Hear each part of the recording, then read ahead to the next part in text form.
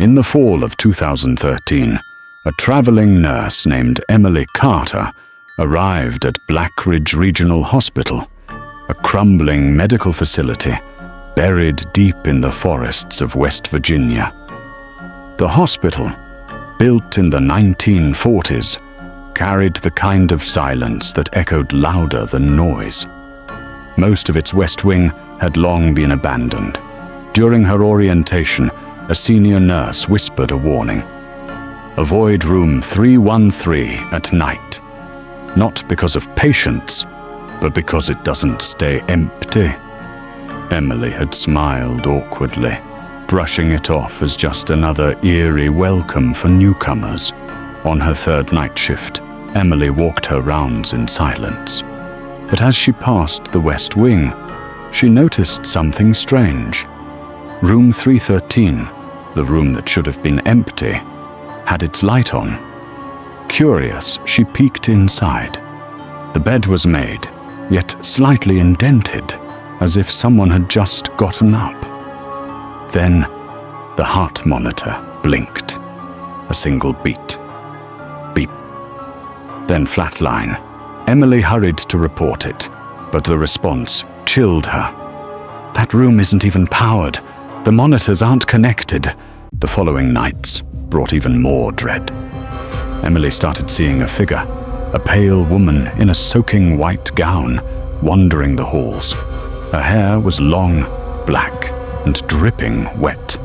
Her eyes, sunken, lifeless. Each time Emily followed her, the woman would disappear into room 313. One night, with a flashlight in hand, Emily stepped into the room, empty. But behind the bed, carved into the peeling paint, was a name. Margaret A., etched with fingernails. Determined to understand, Emily searched the hospital archives. She found it. In 1976, a woman named Margaret Allen was admitted after a car crash. She had survived, but barely. Head trauma and psychosis followed. She believed she had been buried alive, even though she was still breathing.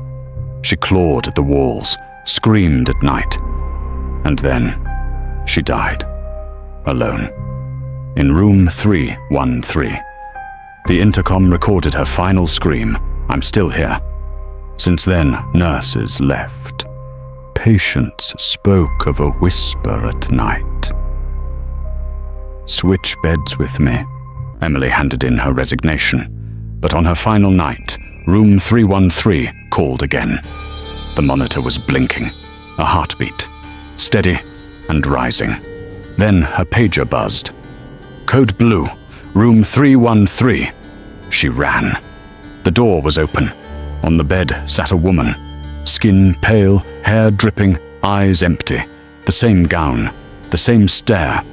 "You saw me," the woman whispered. "Now stay." The door slammed shut.